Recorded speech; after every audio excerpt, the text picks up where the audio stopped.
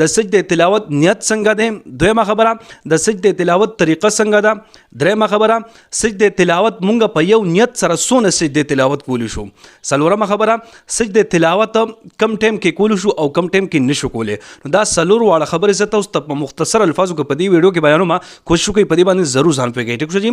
نو اوله خبره زما عزتمندو د سجدې تلاوت نیت څنګه دی زما عزتمندو. نو د سجدې تلاوت نیت بالکل آسان دی، هیڅ مشکل پکې نشته دی.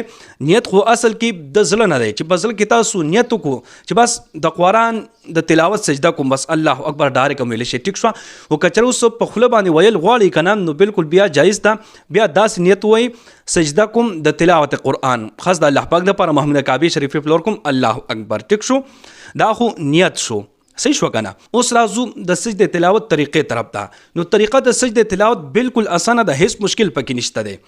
داسې به تاسو ودرېږئ کنه، په ولاړ هم کولی شئ او په ناسته باندې هم کولی شئ ښه، خو چې ودرېږئ ورته دا بهتره خبره ده. نو تاسو چې څنګه ودرېږئ نو اول به نیت وکئ سجده کوم د تلاوت قرآن، خاص د الله پاک دپاره محمد کعبې شریفې پلور کوم.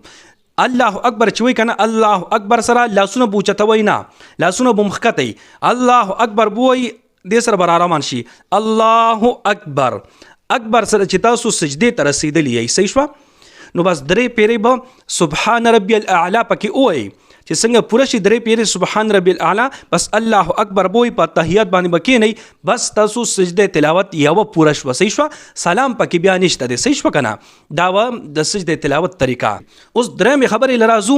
اکثر خلک تپوس کوي چې په یو نیت باندې څونه سجدې تلاوت کولی شي، خو دې نه د دوی دا مطلب وي چې یو ځل نیت وکړو بره ودرېږو که نه، او بیا راشو سجدې له، او چې اتحیات باندې کینو بیا ډایرکټ بلې سجدې له لاړ شو، او چې دا سجده وکړو بیا ډایرکټ د اتحیات نه ډایرکټ بلې سجدې له لاړ شو.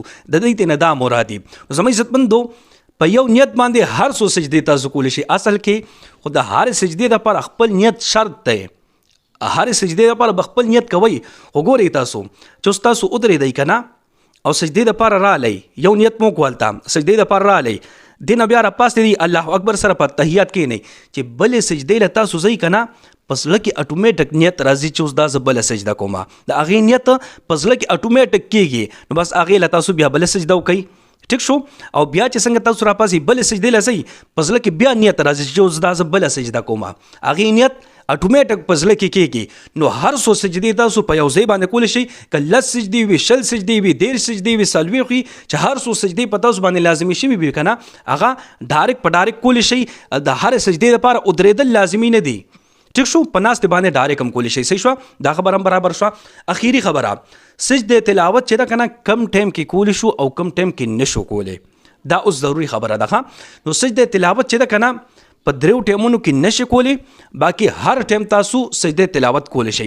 په دریو ټایمونو کې چې نشي کولی هغه کم ټایمونه دي، کم وخت چې د سحر مونځ قضا شي.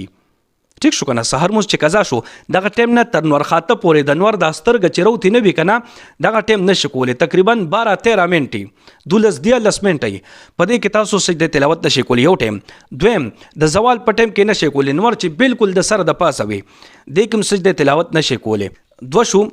دریم ټایم ماښام اذان ته چې بس لږ وخت پاتې، داسې 15 منټه چې ماښام اذان ته پاتې که نه، دې کوم سجدې تلاوت نشي کولی، باقي هر ټایم کولی شئ.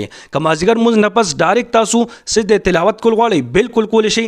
دغه شان د سحر مونځ چې تاسو څنګه وکئ، او د سحر مونځ لا قضا شوی نه دی، دغه ټایم هم بالکل تاسو سجدې تلاوت ډایرکټ کولی شئ. خو چې کله د سحر مونځ قضا شو دغه ټایم به بیا سجدې تلاوت نه کوئ. ټیک شوه. دا یو څو خبرې وې د سجدې تلاوت په حوالې سره. که بیا هم پکې تاسو تپوس څه سوالي کمنټ کولی شئ، انشاءالله زه به بیا تاسو مزید پوه کړم. ټیک شوه. کوشش وکړئ دا ویډیو د ثواب په نیت باندې ډېره شیر کړئ چې ټول مسلمانانو ته ورسیږي، او هغوی د سجدې تلاوت دا طریقه او دا مسایل زده کړي، او تاسو ته دعاګانې کوي. الله رب العزت مو خوشحاله باد ساته. دعاګانې کوئ، دعاګانې مه کوو. الله په امان.